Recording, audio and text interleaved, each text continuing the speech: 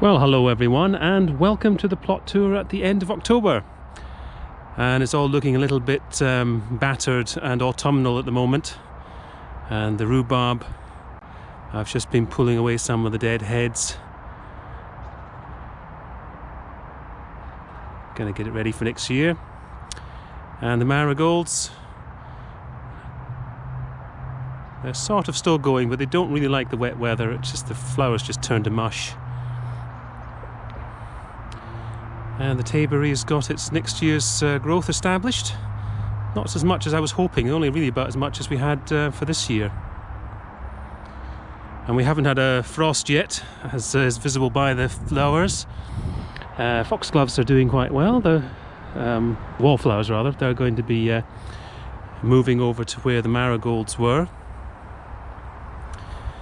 And we still have leeks looking pretty good. Well, they're looking a bit tired for having put up with all the weather. But strawberries, that's a task for probably later today. I'm going to try and re-establish the clumps. They're, all the runners have kind of meshed themselves together.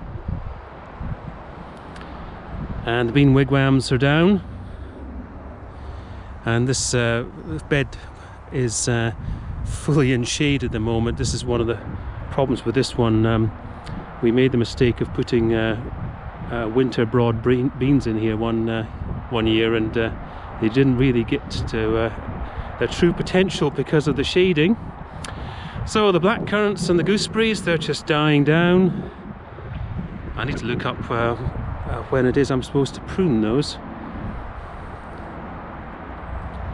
And the carrot bath, this sweet candle variety, with it every 3 in every 5 we're pulling out now is split because of the vast quantities of rain that we've had falling.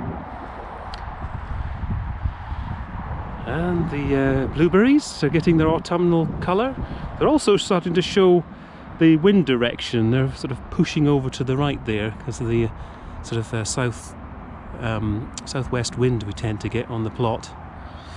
And the French beans that we planted in the potato pots are coming towards the end, and we've got spring onions growing in a few of them, and some carrots over there. The last pot of Sarpo Axona was 13.6 pounds, which was pretty impressive.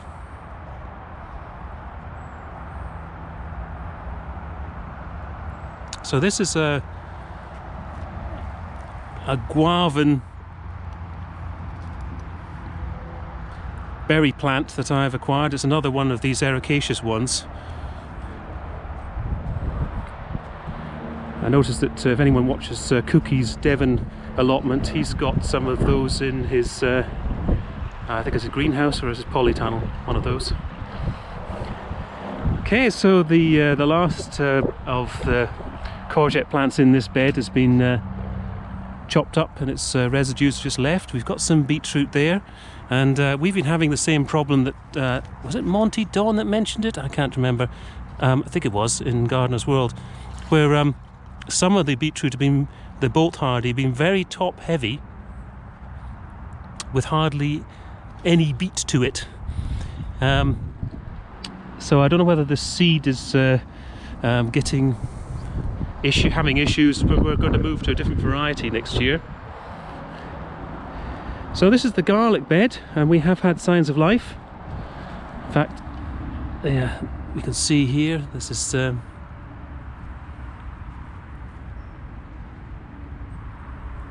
early purple variety is shooting up, and we've even got some Provence white as well. And since the last video, the lavender has had a prune, and the dahlias are still going well. Here we have the salsify, which we still haven't harvested. We will get round to it. We're waiting for the first frost to see whether that sweetens it up a bit more. We've got some cover crops, and the tomatoes that were there are completely out now. So this was going to be spinach in amongst the rows of cover crops. Cover crops doing rather well, spinach not so well. There is one plant there So we've rather missed the boat. We tried 3 sowings of the spinach and it just didn't really come to anything. So we've got some leeks there.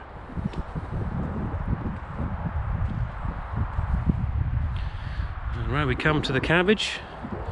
Now this one's starting to open up, so we're going to have to try and harvest that one soon. It's for a January king. The end of October is a little bit obscene. And this is the fallow bed. And for those of you that watch the videos regularly, you'll know that I gave the peach peregrine a right old summer prune. Left it as just a sort of collection of twigs, but it's bounced back. And those issues I was having with the right hand growth branches down there, they seem to be going okay. No dieback as yet. And the last sunflower, looking a bit wilty. We still have hopeful tomatoes. There's just not really the warmth for them to ripen at the moment. Some of the marigolds I have been just leaving the dead heads in the hope that we can actually collect some seed, but they tend to get so soggy now. And here we have the pond area and the bench and rose arch. Things are all dying down here. We're just going to harvest the peppers in the next few days, because the weather really is just not going to be helpful for them. And those dahlia cuttings that we took at the beginning of the year from the tubers that we were sent, they've come on really well. And we've got the wallflowers there and the pinks. Dahlias on either side of the rose arch. And that's a dahlia that I saved from the compost bin. I didn't have the heart to completely kill it off, but I saw that it was shooting. So we've got garlic on either side. The pak choi just came out because it was starting to bolt and wasn't really not going to be any use to us. And the polka autumn raspberries. Again, Monty Don was, he's copying me. He was putting in some polka canes that he was going to be doing in the last show. That's going to be for next year for him. And according to Dr. Hussain's book of for fruits, his recommendation is to cut those canes down in February, so I'll leave that till then. The plums and the rogue cherry are dying down. Next month, the end of next month, hopefully, that cherry tree there, which is rather obvious with its big leaves, will be out, and the replacement, the plum that it should have been, hopefully will be in its place. And the sweet corn is down, and we've got lots of clover cover crops here. Parsnips are over there with a couple of carrots filling the spaces that didn't quite make it, and some spare leeks that we've popped in there.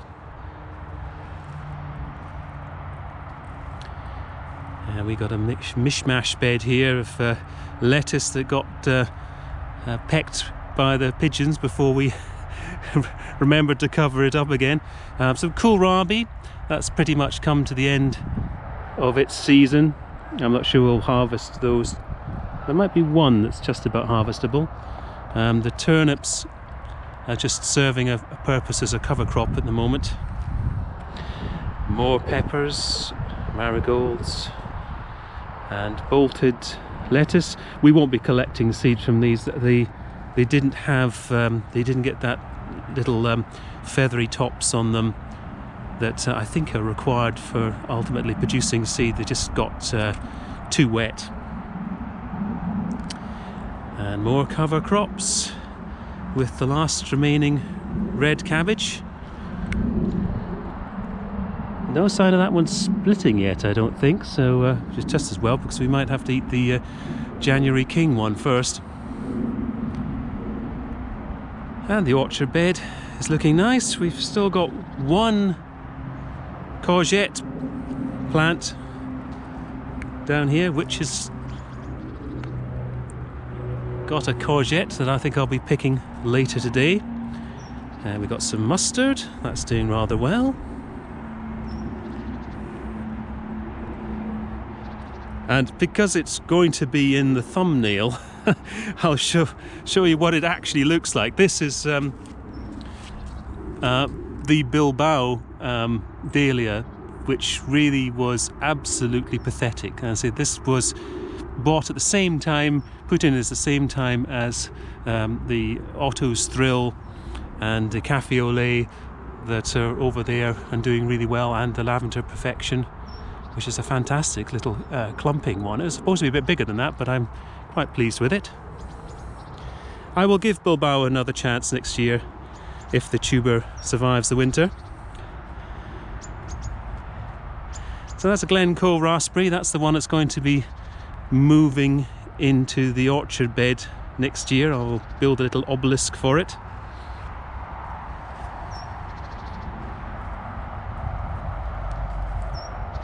And there we are, back at the start again.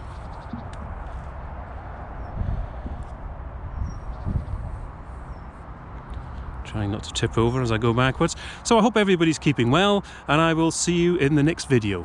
Bye for now.